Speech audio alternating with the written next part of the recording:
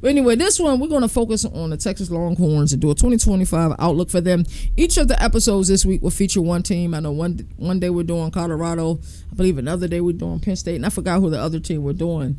I just want to do teams that are being talked about. But like other teams, like I think Colorado has so many interesting storylines this year. With Travis Hunter being in the NFL, Shador is gone, Shiloh is gone. And a myriad of other players are gone this year. So I want to talk about them. But today we're going to talk about Texas, kind of look at their outlook. I did have them number one. My pre-spring rankings. Now, I was close to putting Clemson at number one, but I think that Texas return of production number is scary. What they like 103rd in the nation in return of production. But I think when you look at the pipeline that Steve Sarkisian has been able to build, his ability to recruit out of high school, I don't think it's as bad as people think it is, even though they were able to put a bunch of people in the NFL, this past 2025 NFL draft. So let's talk about it. So the Texas Longhorns finished the 2024 season 13-3, finished second in the SEC after losing twice to Georgia in 2024, both in the regular season and in the conference championship. We're going to take a look at this team. We're going to look at the offense. We're going to look at the defense. We're going to look at the schedule. And then we're going together. Together is probably the wrong word because I'm going to give y'all my opinion. But, feel free to comment in the comment section. But we're going to really look at this team, how we feel about Texas. And let me know in the comment section how y'all feel about Texas. Because I truly get some of y'all concerns. They're like, they lost a lot. I get it. Ohio State also lost a lot, too. I get it. Georgia lost a lot. They're down there in like around 105 in return of production for this year. So Texas is officially back. I've been a Texas Longhorn hater. I really have. I did not want to believe it. They're back. They're back. And Steve Sarkisian is a huge reason why the Austin faithful believe that this is a championship level team year in and year out. Not just this season, not just last season or the season before that or the season after this one. They believe that each and every year they have a great chance of doing something big and winning a national championship. And Steve Sarkisian, we're truthfully seeing the fruits of his labor. At the helm, we got Arch Manning. He's waited for his moment. And a lot of people don't wait for their moment anymore. What you tend to get out of a high school kid, if he's elite, you tend to get a bunch of I don't want to say clout chasing, but clout chasing with how many offers they got. And then they'll go down to their top 10, their top 8, and, all of that jazz. And then they finally commit to a school, and then now they're put in a room with a bunch of other guys who are the guys who, where they're from. And then you might be buried on the depth chart. And so what you'll see is like, okay, we're going to leave. Yeah, I'm not used to this. I've been playing ball, since I was 5 years old, and I've been a man. I'm continue to be the man. You ain't allowing me to be the man here, so I'm going to leave. That's really what we get, right? If we've been honest, that's what we get. That's where we're kind of at with the sport because, you got the early enrollees, and these early enrollees get to college and see men who's been in college for 4 or 5 years really chopping at the bit and grinding. And they're like, hold on. I came here because it's a big school and I want to win a national championship, but I also want playing time too. So you'll see kids start entering the portal and doing all of this. So the way that Arch Manning approached this was the path less traveled. We don't really get this anymore. We don't get the kid who learned under an elite quarterback in Quinn Ewers, know the system, trust the system, did have ability to start with Quinn Ewers' injuries both in 2023 and 2024. And now we're going to get somebody that's well-groomed. And even though we haven't seen much of him, that's why somebody like a Joel Clark can have him at number 2 in the class, because we've seen enough that we know his potential and the fact that he understands the system and not the fact that this is 100% his team. And when you look at his pedigree, you just everything starts to click and you just like, okay, I get it. But he's waiting for his moment. He got one hell of an NFL pedigree. His uncles and Peyton and Eli, his grandfather Archie, they are NFL royalty and a rich tradition of excellence in the Southeastern Conference. But guess what? Arch Manning looks to take that baton and do something that his uncles or his grandpa didn't do.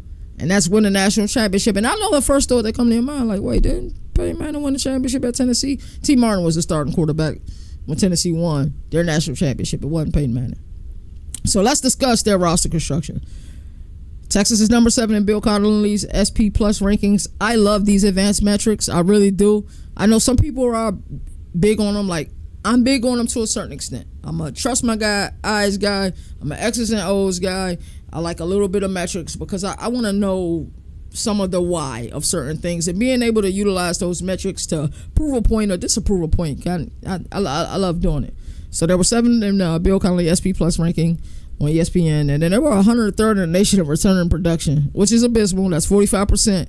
But winning come at a cost. You can ask Kirby Smart in Georgia. They're 105th in the nation of returning production. They're at 45 as well. But Steve Sarkisian set a program record with 12 players being drafted in the 2025 NFL draft, including 3 in the first round, and Kelvin Banks Jr., Jahdae Barron, speedster Matthew Golden. We all saw what he did at the NFL Combine. Alfred Collins and Andrew McCuba will follow in the second round.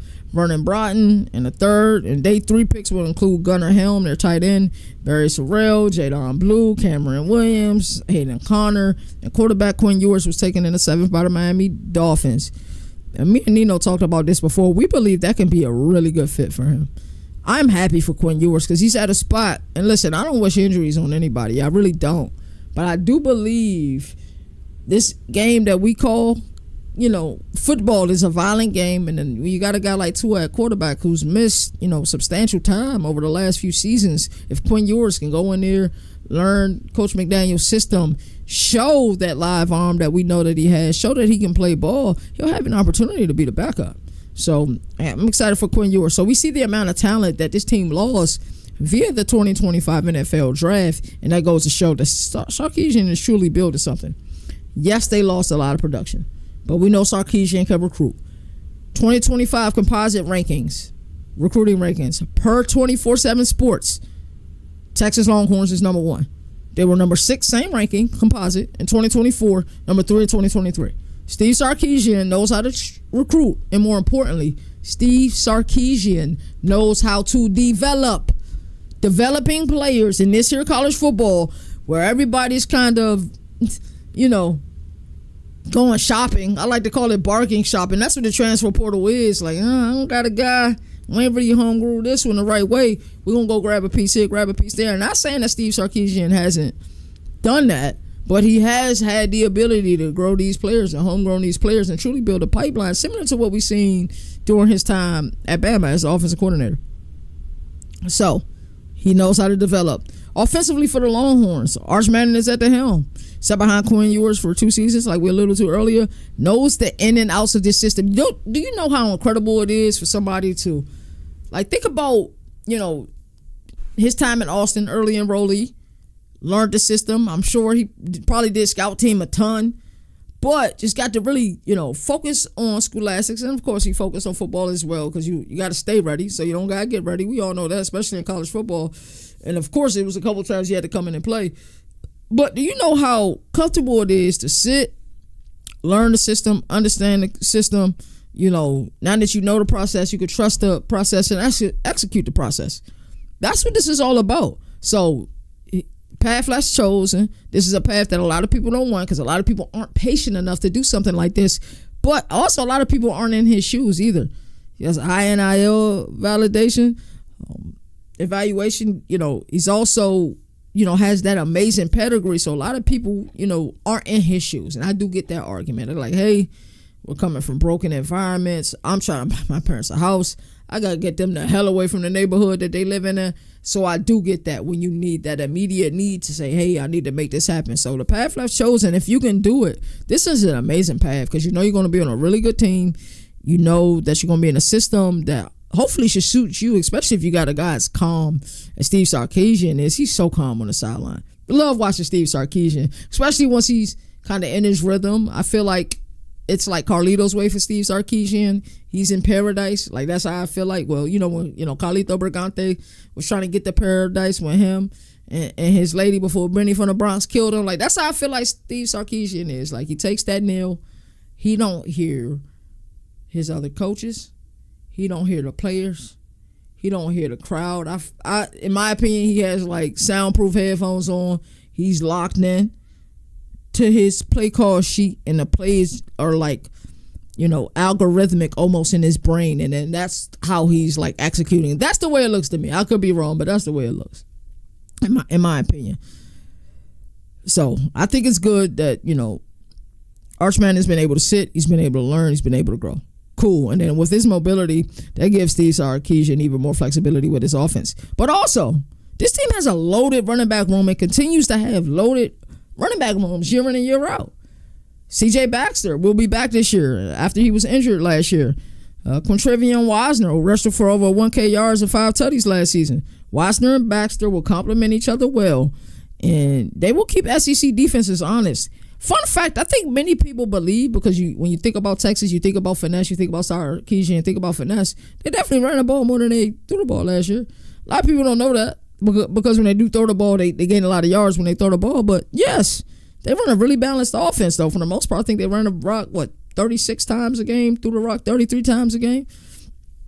That's efficiency. That's that 50-50. A lot of these prolific teams want to be able to have that incredible balance. Harbaugh was one of those guys for many years until the year he won the national championship, which is I thought he still wanted to be like that 50-50 guy. But we seen there was moments, especially those games that Harbaugh was suspended and Sharon Moore was the head coach.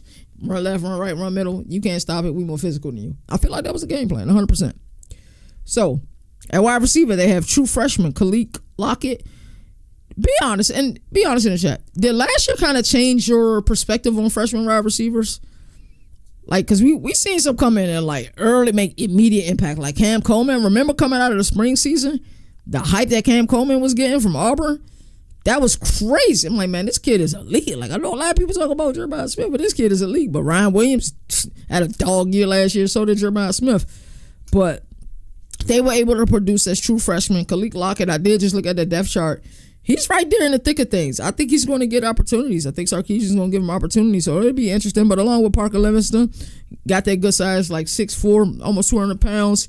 DeAndre Moore, and then they have Ryan Wingo, probably one of the more experienced wide receivers on the roster, who had 29 catches last year. I think what some people missed a lot in the portal, but it's something we talked about a lot at CFB Nation in our chat room, is that Jack Entries was a hell of a get in the portal from Cal. He had 56 catches last season. So Gunnar Helm, his replacement is right there. Somebody with a lot of production at Cal. I know we didn't watch a lot of Cal last year. I felt bad for Cal last year. I really did. Them joining the ACC, the amount of traveling them and Stanford had to do, it wasn't right. It wasn't fair. Seeing Jaden Ott had the season he had last season. I think some people forgot about Jaden Ott. But what he about to do in Norman, with one hell of a offensive coordinator in Ben Arbuckle, John Materia quarterback, it's going to be interesting. But back to Texas.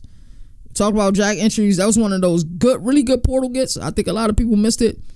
He's going to fit right in there. And then a formidable offensive line. And I think most of their starters are homegrown. Or if not all of them are homegrown. I mean, they've been in the system at least a year plus, whether they transferred last year or not. So they've been able to develop in the system. This is how you build a college football team. 100%. You go get players in the portal when you need them, when you have a desperate need and you don't feel like you have a guy there that can replace the production you just lost at a certain spot. But this is how you build a team. You build a team through high school. That's how you do it. You go get portal. Portal's like free agency, but in the NFL, you build your team through the draft. Yes, you go get somebody in a portal or you go get somebody in free agency. You're gonna be paying higher than market value when you get them. Because yesterday's price ain't today's price.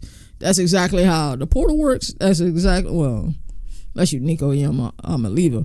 That's another story. But that's exactly how the NFL free agency works as well. So, defensively, the Longhorns showcased that they could play SEC ball last year. And I think their defense is very underrated. I don't think enough people really talk about how good this damn defense is. They only allowed 15.3 points per game last season. That was third best in the nation. So hats off to Pete Kabakowski and his staff. They did a phenomenal job. The defense starts, who is start with? Y'all know who to start with. The defense starts with Anthony Hill Jr. And we seen it as a true freshman. When this team from Austin marched into Tuscaloosa in 2023 and left with a victory, I did not believe that they would go down there and do that. But the player for me who just jumped off the screen was Anthony Hill Jr. I said, who the hell is this kid? How the hell is he playing linebacker? And why is he so damn fast? If you watch his film, you gonna say the same damn thing. sideline to sideline. He's a tackling machine. Had 113 total tackles last year with four forced fumbles, 16 tackles for loss, 8 sacks and an interception. Question for you. If he entered, right, or let's say he did what Abdul Carter did, and what, because Abdul Carter, sideline to sideline guy who played linebacker and then switched to end. If he did that, would Abdul Carter still be the first defensive, lineman taken in the draft? That's the question I propose to a lot of you. I'm interested to see what happens with Anthony Hill Jr. at the next level. They're gonna put him like an outside linebacker on a 3-4 where he can rush the pass and do these type of things. Is he a Mike? And he'll play a Mike in like a 4-3. I'm interested to see what happens to him, but he's one hell of a ball player. This defense starts and ends there, in my opinion. Coming off the edge, right? Ethan Burke, who had 2 sacks last season for the Longhorns, and Colin Simmons, who had 9 sacks and 3 forced fumbles last year. Very formidable pass rush, especially with Hill blitzing at that linebacker. So we're going to talk about this schedule. How you guys liking their schedule overall? Of course, it's not what it was a couple years ago. They were in the Big 12 because this SEC schedule definitely offers a tough route. But that measuring stick game happens August 30th, 100% in Columbus. College game, they should be in Columbus. We'll see if Lee Corso, picks that buck out at one final time in their storybook ending. I'll be tearing up. I'm sure a lot of you will be tearing up as well. But if you're Arch Manning, what better matchup do you want than this? It kind of reminds me of when Texas traveled to Ann Arbor last year, and I was like, I don't know what this Ann Arbor team is. I don't know what this Texas team is. And I think when I previewed the game, I went with Michigan because they were at home, and I felt like they would be more physical and had the ability to run the ball. I couldn't be more wrong. Texas was certainly more physical, and you would have thought that the game was in Austin the way that Texas came and played that day. You really would have thought that game was in Austin. So they start out August 30th at Ohio State. Where's Ohio State at? I talked about Ohio State a lot on this show. Only question mark I have, I trust Brian Hartline as their offensive coordinator. I hate the fact that, Jim Knowles isn't their defensive coordinator. And really, semantics if we're being honest about it, right? Penn State offered him $3.1 million, but the fact that, Ohio State didn't put an offer on the table is crazy. It's mind-boggling to me.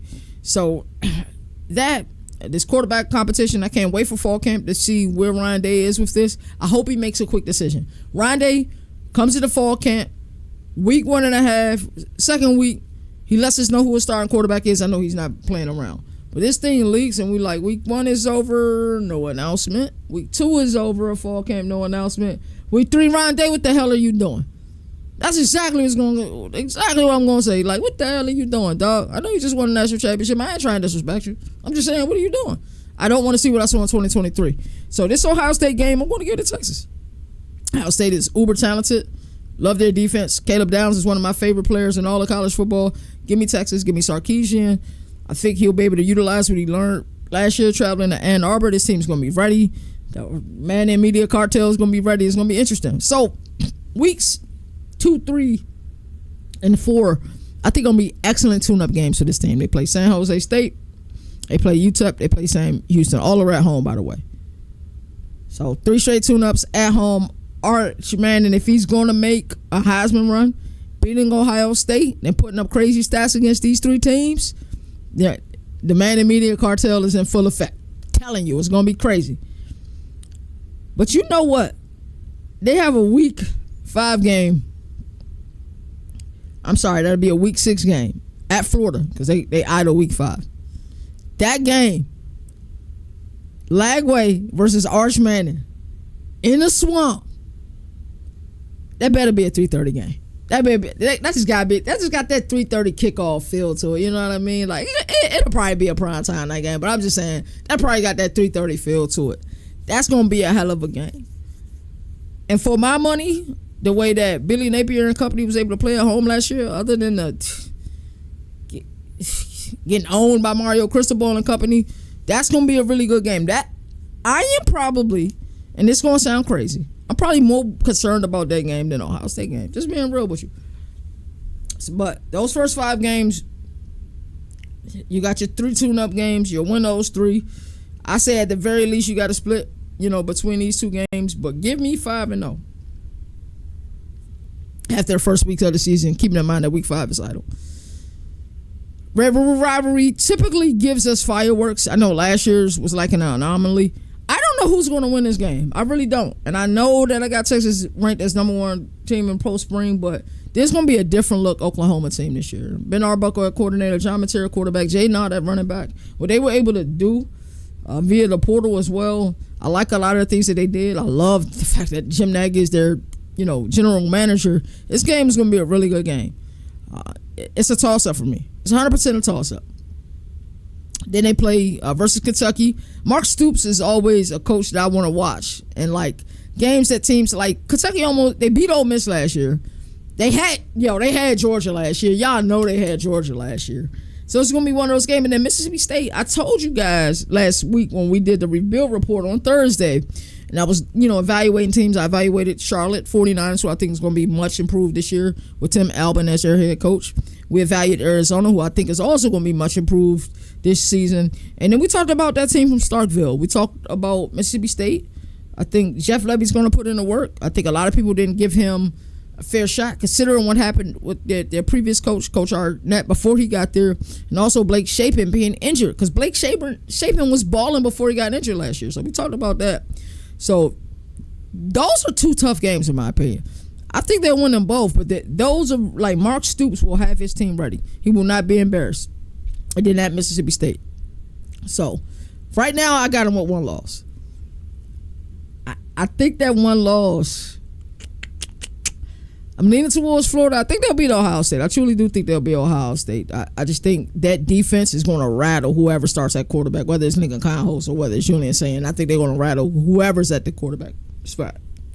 The Oklahoma game scares me and that Florida game scares me. I think they'll lose one of them.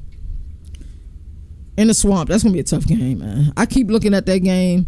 Red River rivalry. You know what? I say Oklahoma upset Texas in a Red River rivalry. I think that'll be their loss this season. They play Vanderbilt. Really tough game last year. I think Texas is a handle business this year. November 15th, if every Texas fan don't have this game circled, if the players on Texas don't have this game circled, Steve Sarkisian don't have this game circled, you lost this team not once but twice last season. 2 times. This is a revenge game, 100%. And it's in Athens.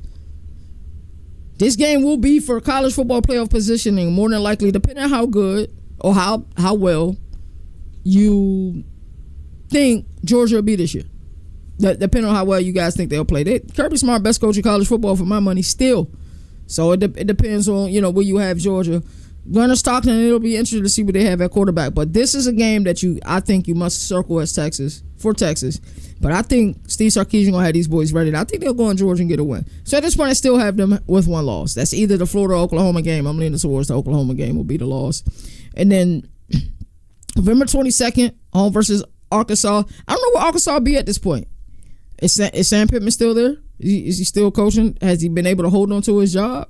And a game like this will keep him another season. That'll be interesting because both of these are rivalry games against Arkansas. And then Texas A&M, last game of the season, and it's home. It's not a crazy college station. So I got Texas finishing this season 11-1. They're still my favorite to win the national championship this season. Wouldn't surprise me if they were 10-2 either, but still, either way, 11-1 or 10-2, you should be competing, depending on when your losses are in that conference championship, and you should be good to go to the college football playoff.